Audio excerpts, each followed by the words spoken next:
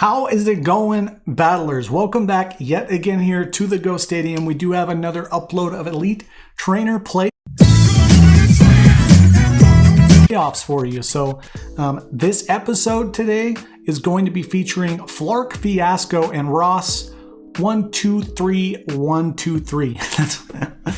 I love doing that too much. Now, due to some error in production, unfortunately, we are not going to be able to upload both sides of the gameplay. It's only going to be from one perspective for this upload. I think that's okay though, because I mean, we still get to see the battle, right? We still get to see what happens. And we did end up for this one shoutcasting with AJ, aka Squawk Dirty to Me. One of the main peeps, one of the big names in the Go Stadium itself. So that is super duper hype. But real quick, before we start getting into that, I would like to explain for those who are not already aware what the Elite Trainer playoffs are.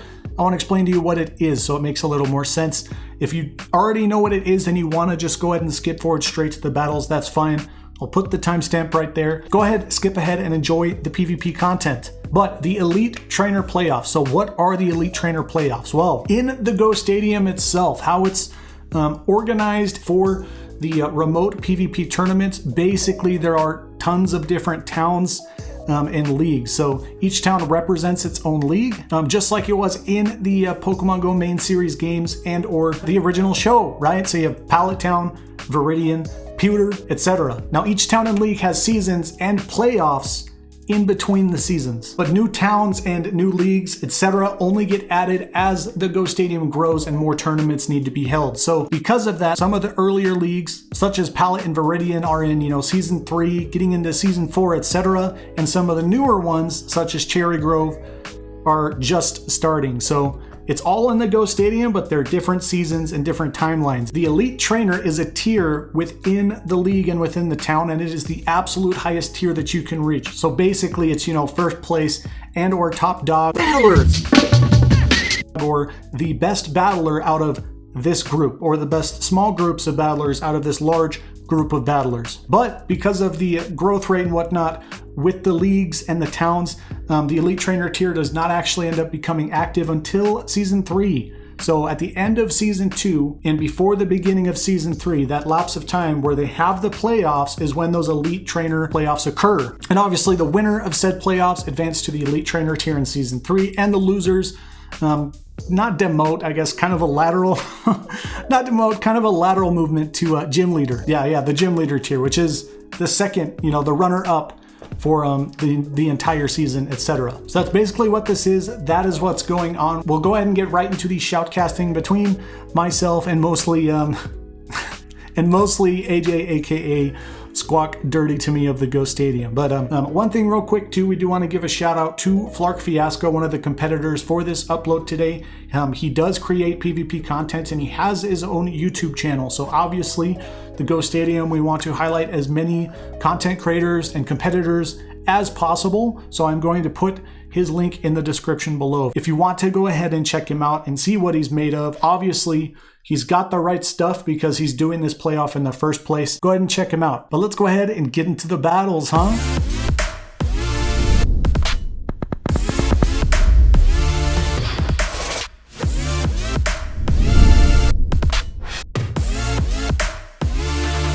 Open Great League, I think it's a Alolan Marowak's game for sure, as a counter to Registeel, just being so prevalent, that Registeel Azumarill core being super popular right now, right? Alolan Marowak picks up a really great solid win against that Registeel, and that ghost typing normally is doing points in his favor, right? Oh, for sure. And I mean, in Cliffhanger, for example, it's pretty much a mandatory pick just because it's also a budget pick. We're seeing it probably more common in Open Great League. What's interesting is Flark decided to go with Mantine instead of Azumarill. How are you familiar with Mantine? Have you played at all against or with it? I've not played with it. I have no plans to play with it, but yeah, I've played against it. I gotta say, I really like Mantine. You do? Cody, yeah, Cody KLTD. He got me into a Mantine team on GBL. It definitely scored me some really good wins. I mean, it's paired up with Bastiodon and Meganium. So that core had its problems, but Mantine does really well as a switch, just because it keeps spamming those bubble beams, or it could straight up nuke things with Ice Beam, depending on what it is. Yeah. The problem is if it gets paired up against something like Registeel or Bastiodon, or even like a Alolan Marowak. I mean, the Ice Beam isn't doing a whole lot against those things, so not too much shield pressure in that department. That's why I like his comp too. Like, I mean, he's comp for the Registeel because he has that AWAC, but then he's also, looking out for the potential Bastiodon because he brought the Meganium as well. Yeah. Do you think he's going to be maining his plays off of using that the Mantine Bubble Beam meme? I fully expect to see Mantine on his team. It actually has okay matchup against Registeel. Azumarill, it technically wins, although most of the time Azumarill will switch out once the timer's up and it's been bubble beamed enough. It does okay against Whiscash, and it certainly beats Altaria in most cases. So I do expect to see that Mantine play out. It's not a hard loss either against things like Hypno or even Alolan Marowak, because it is fairly bulky, and it's got identical stats to Skarmory. Mantine. I don't know if you knew that, but it's got mirror stats to Skarmory. Now I know that.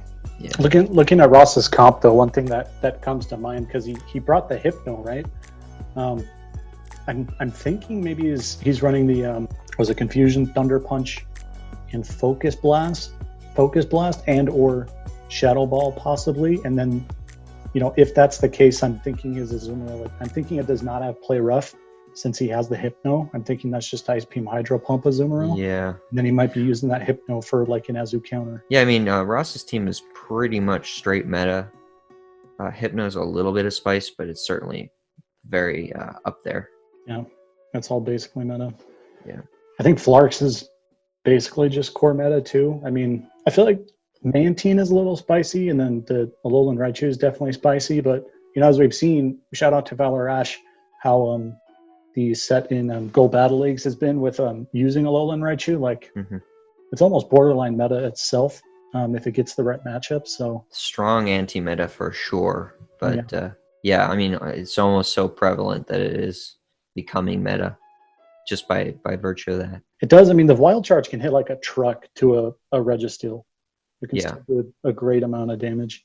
But yeah, I feel like I always prefer that Thunder Punch, spam ability. But I guess if he catches Ross off guard, that can work great. So we are watching it from Ross123123's point of view. Hypno coming in with the shiny Flex versus the Altaria. We know how this goes if the Hypno has Ice Punch, but in this case, he has Ice Punch, Thunder Punch. He has Ice Punch, Thunder Punch. So there you go. He's going to be able to spam those Ice Punches to double super effective damage against this Altaria, which goes shielded.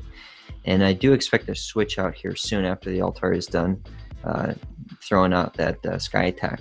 Do you think they would? No, they definitely should. It's kind of a surprise factor, though, especially because he opened up with the Hypno. Ooh, Thunder Punch. Nice switch. Nice switch coming in with that Alolan Raichu. Tanks the Ice Punch. Doesn't do a whole lot, but Raichu's going to have some serious problems against this Whiscash.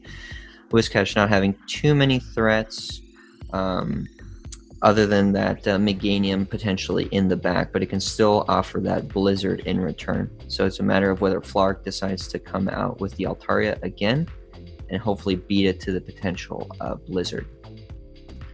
Missed a Dragon Breath there just from the fast move. Don't see a shield from Whiscash. Do you think he's going to get to the Blizzard? Definitely, He'll definitely get to it. I think it's just, I probably would shield. Honestly, I would expect a shield here, then a Dragon Breath down. Nope. Never mind.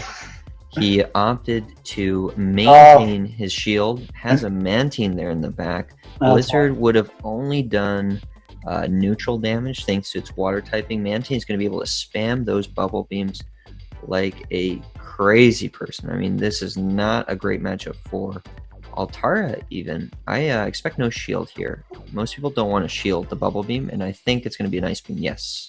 Oh, that was a sneaky Ice Beam. Yeah. It hasn't revealed, though, because this is game 1, right? So he doesn't know that his Hypno has Thunder Punch. Right.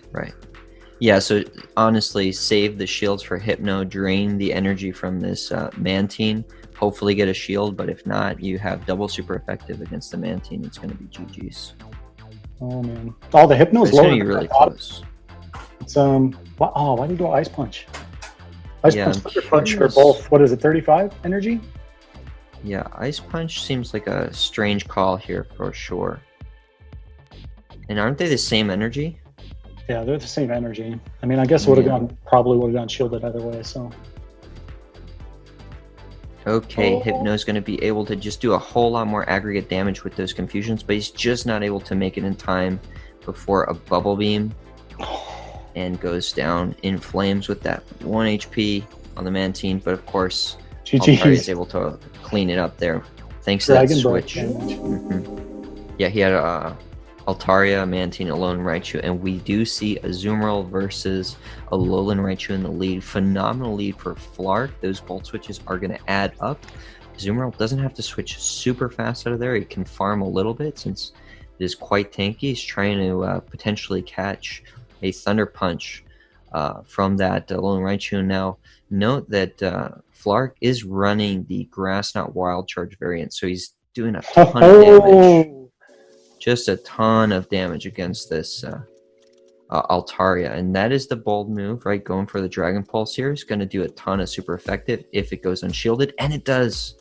Tit for tat. I was surprised at how much damage the Wild Charge did, and then we see the Dragon Pulse go unshielded. Yeah. That was super risky, right? That was really the only play to be able to come out with a potential lead here. Now he does have Azu with energy built up and a Hypno with the favorable moveset against this Mantine. It's curious that he's going for the Azu here, but I suppose he doesn't want to eat those charge moves, right? So Bubble Beam is now debuffed. Play Rough isn't going to do quite as much damage as it was going to, and you can just see how these Bubble Beams are going to add up, and this is where Mantine really, really does well, right? Because although you just get debuffed and debuffed and debuffed, and matchups just turn around. Yeah, so him going for the Ice Beam is not totally unusual. I think Alolan Raichu is going to tank this. Oh, he decides to... Oh, yeah, he's on much lower HP than I thought. I think this is why he came in with the Azu versus the Mantine, too. Because, I mean, since it has the Bubble Beam Ice Beam set, Azu is going to resist everything, and he wants to save the Hypno matchup for this HU. Oh, man, he's barely able to get another Wild Charge in time. I think Hypno just has to shield this and just hope for the best with as much energy as possible and being able to spam those Thunder Punches on Mantine. Thunder Punch for the game? Obviously, Mantine has to shield this, and I just don't think, even if it gets to an Ice Beam, it wouldn't have been enough. That is GG. Yeah, no way. Ross takes the win here. All right, we're seeing Ross decide on his lead here, whether he's going to spice it up, and it looks like Registeel's going to make an appearance for the first time with an Altaria lead. Make sure to pair it with the Whiscash too, because he knows. I mean, was it Flark? Flark's revealed that his HU has the Wild Charge, so I think that's why he did that. Registeel with the cash. Altaria versus Altaria, as if we haven't seen this matchup before. I believe he's charging up to the Dragon Pulse, although it is quite unnecessary. I think they're just going to spam Sky attacks, and really it's going to be a matter of who is able to sneak in that extra Dragon Breath or not. And I do expect a shield here. So far, shields 1 and 1. Both have expended a shield on this particular matchup, and it looks like Ross has the winning Altaria in terms of IVs. He does have a Sky Attack ready to go. He's in a pretty good spot here with lead advantage, Sky Attack being decent coverage. I think Mantine's going to soak up some damage. Oh, it's the Reggie. It's the Reggie. Registeel obviously is just going to be tickled by the Sky Attack and the Dragon Breaths. And of course, the Altaria has a decision to make, is whether or not to let this Registeel farm him down. And I think he's making the right call, especially with Whiscash in the back. Whiscash is going to be able to tank those charge moves from Registeel. Oh, for sure. But the Registeel obviously, pays a little bit for doing the farm down, because 2 Sky attacks and, those Dragon Breaths from the Altaria, this still does tons of damage. And Reggie's within Mud Bomb range now. Whiscash can take a Focus Blast, and he goes for the bait, so even better for Ross here. He goes for the Mud Bomb, and unfortunately for Ross, he goes right into the Meganium. However, he can just switch over to his Registeel. Did a little bit of chip damage with that Mud Bomb, but obviously would have preferred to save that energy for the matchup later. Oh, for sure. He cut the charge move very well, but... Yeah, this is going to be close, basically bait dependent. This is the move. This is the move that is going to define this match, is whether or not he's able to shield this Earthquake. And he gets the Frenzy Plant bait. Man. Okay, this is massive. Man. This is massive. If this is going to be the Earthquake, and it's going to be a huge nuke. Doesn't he survive it, though, by a little? He does survive it. He does survive it. So it's just going to be a matter of whether Meganium is going to be able to get to that Frenzy Plant and then some, so he's able to immediately just spam it on the Whiscash. And he goes for the switch. Oh! Registeel comes back in. Wow, they both had the same idea. That was nice. Focus Blast almost takes out that Whiscash. I don't think this is the greatest play for Ross here, right? Because now he has to expend energy, take out the... Meganium is able to have energy here, goes to the Frenzy Plant, and then wins. That was a close... That was a really close one, actually. Well played. Both simultaneous switch. Yeah. At the same time. I love it when that happens. That really worked out in Flark's favor. Obviously, the bait there was huge. That was like the game-defining moment, but I'm just not sure that switching there for Ross, right? I just wonder what he could have done differently. I mean, if he hadn't have switched, it's just I guess it depends on how much energy Flark's Registeel had during that switch, right? If he didn't have enough, then he probably... Because although the Whiscash is hard countered by the Meganium would be on super low HP after the battle with Registeel. And so, unless it has that extra energy to fire off the Frenzy Plant right away, that Mud Bomb is within, territory of taking out the Meganium. So, man, that was super close. That was a really good match. I'm thinking he probably anticipated Flark not to switch, and then Flark did switch. Dang, Flark right. Here we go. Versus Meganium. Phenomenal lead from Ross. It's going to be a huge uphill battle for Flark to recover from this. Goes into the Altaria versus Altaria. Switches into Hypno. He's going to tank this Sky attack and be able to spam those Ice Punches. Not a great position for Flark to be in. However, there are definitely worse counters than Hypno against this Altaria. I would have anticipated him to swap into the Hypno earlier than he did. He took a lot of Dragon Breath damage. Yeah. He's going to be able to get to that Ice Punch as long as he expends a shield here. And his Hypno is going to be very low on HP. And it's not like Meganium can do much against an Altaria anyway. He does opt to go for the Ice Punch here. I don't think this would be very pivotal, whether... well, it could have been, actually. If he had shielded, he probably would have been able to Dragon Breath down, don't you think? Oh, he gets to that Thunder Punch. It's not going to make a huge difference as to whether or not Hypno... how much energy he has at the end of this. But Registeel having energy is certainly going to be a threat. If there's any counter that can do it, it's Whiscash. Whiscash is going to be able to tank this Focus Blast. However, if he really wants to play it safe, he can shield. Because if there's anything you want to shield is that Focus Blast. And he does end up taking the Focus Blast right to the face. Which I think that's fine at this point, because, I mean, he's got to do something about the Registeel having that energy lead, so... Yeah. You'd expect the shield to come out of Flark, and sure enough, he does use his last shield of the game. Those Mud Bombs are just going to come out quick, and Whiscash does have a shield. I'm expecting a bait here, Flash Cannon, and a shield from Whiscash. But might be the bold move. He goes for the Focus Blast directly.